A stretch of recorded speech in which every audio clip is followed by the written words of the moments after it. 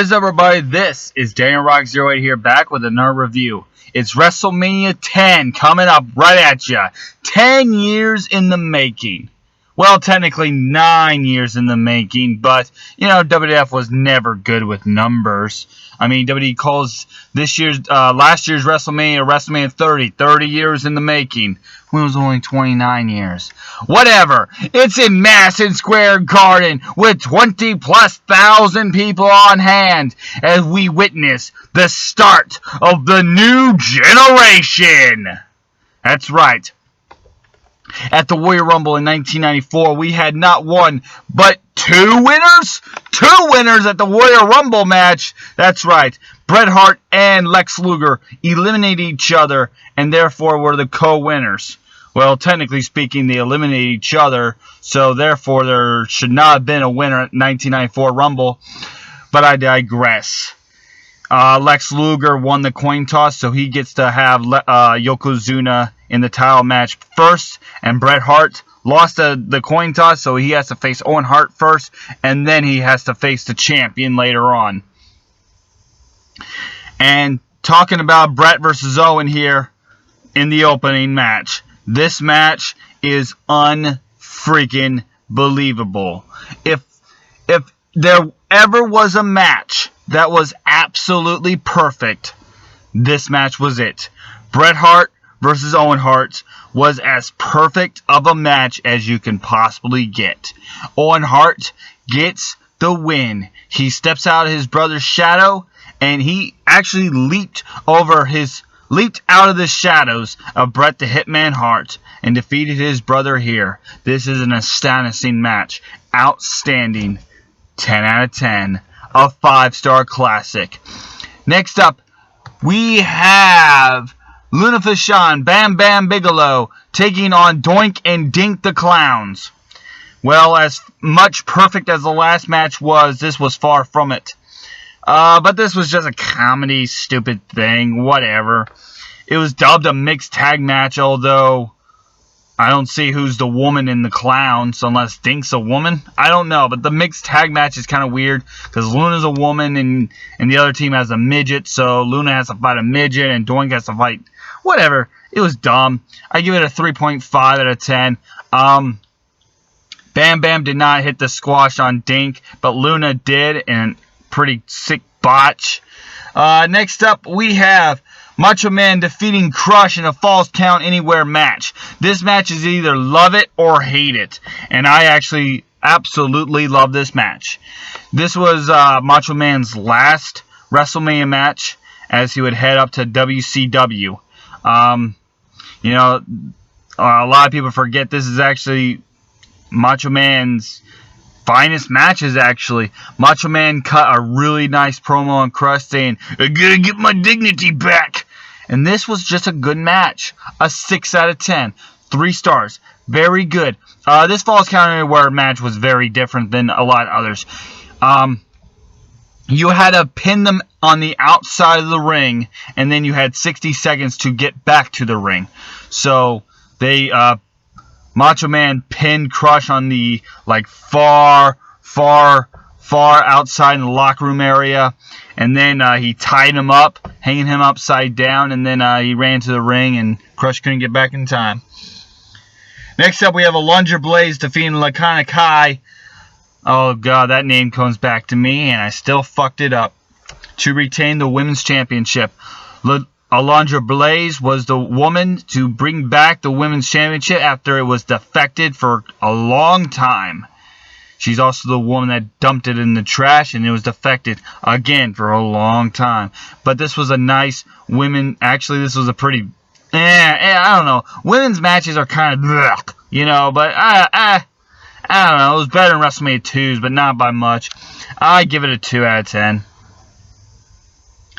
Next up, we have Mabel and Mo of Men on a Mission. We're men. We're men on a mission. We're men. We're men on a mission. We're Mang. Mang on a mission. That one's for you, buddy. As they defeated Pierre and Jacques Rougeau of the new Rougeau brothers. This was match. 3.5 out of 10. It was for the tag team belts, but Men on Mission, they got, the Rozier brothers got counted out, and Men on Mission walked away the winners, but not without the titles.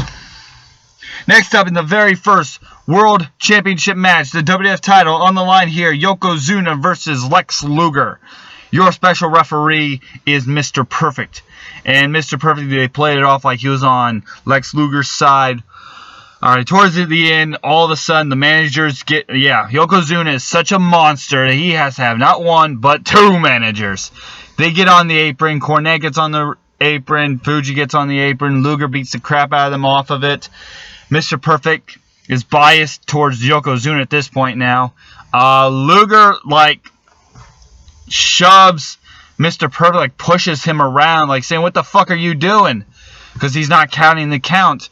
And then he just got disqualified because of that. So Yokozuna beats Lex Luger via disqualification in a mediocre match. 5 out of 10. Earthquake defeated Adam Bomb inside a minute.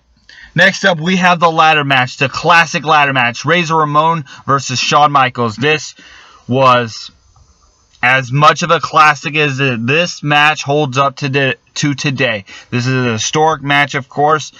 And you know what? Ladder matches, this was not the first ladder matches. It was the second, but this was the first major ladder match. Ladder matches back then, like from 1994 to, I'd say, before the triangle ladder match. The ladder matches here were like a battle. And it was a battle to get to the ladder. Now it's just a bunch of high spots. You know, high spot, high spot, high spot. And that's what I really hate about ladder matches nowadays.